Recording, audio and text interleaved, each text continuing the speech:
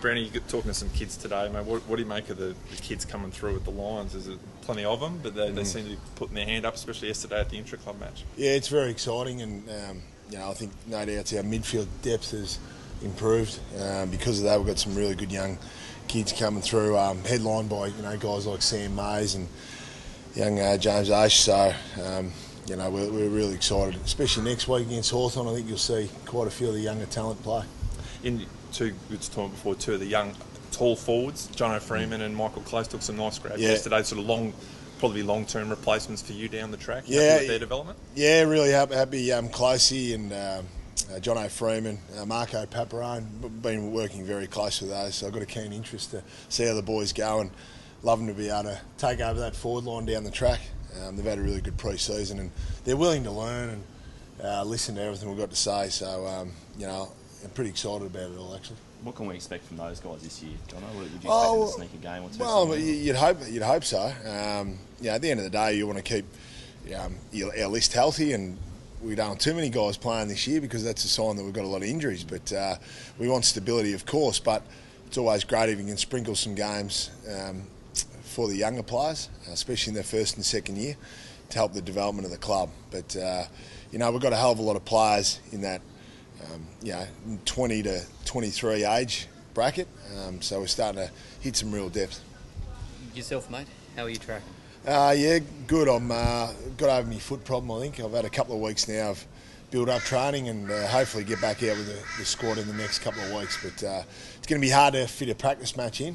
Probably going to run out of time, so I'll aim to be ready, for round one, and hopefully I can get myself ready for selection there. It'll come down to the coaches. How would you rate it at the moment, mate?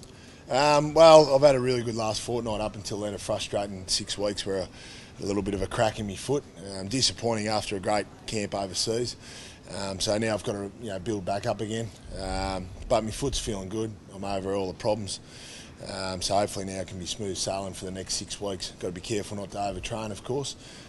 But I've been here plenty of times where I've gone in with a limited pre-season and still been able to cope once the season starts. Stepping aside from that co-captaincy, has that sort of freed you up a bit to concentrate on getting yourself ready? Yeah, it has, and I'm really enjoying it. I think it's the time was right to pass the baton over. Jed will do a fantastic job with Tommy Rockcliffe and a few of the other guys coming through, showing a lot of leadership. So, I think as you do get older, you got to spend a little bit more time getting the body prepped up, and just to be able to step back. I think it's good for the club to be transitioning onto the younger generation. I just want to go out there and play my footy and enjoy it as much as I possibly can and see what we can do. But I was really encouraged by the development of the leadership last year from not only Tommy Rockcliffe and Jed Adcock, but guys like Pierce Hanley and Dane Zorko, just to name a couple coming through. So I think the club's in good hands going into the future. Personally, mate, was it a hard thing to step down, mate? Not really. I've had me run. I've been captain for 7 years. I think the most important thing for me was, that I want to do everything I can to be enjoying my footy and getting healthy and being out in the paddock. And at the end of the day, I always said 90% of leadership is what goes on game day and on the training track. So that won't change for me. So I'll still be getting the same Jonathan Brown out in the footy field, and I won't change my game because I'm not the captain. Have you got your head around this? First season of footy without playing alongside Blackie. Yeah, is that going to take some adjustment, Brent? Yeah, well, it will. I suppose I do really feel like the shouldn't say the old fella, the experienced campaigner, that's for sure. But I'll miss my old mate putting on my chest. He's given me more goals than any other other teammate I've played with. He's just a magnificent player, and he's sorely missed. But he's my coach now, so it's a little bit. How's he going as forwards coach? It's a little bit of a different feeling with Blackie being my forwards coach. I'm not sure how many games he actually played in the forward line, but he always gives me a bit of a wink and nudge and asks me if he's on the right track in the meetings. But he's doing a really good job, and I'm pretty excited about it. So hopefully the two of us can have a good year together, and no doubts I'll try and give him a little bit of advice, but he might be able to teach me a couple of new tricks as well.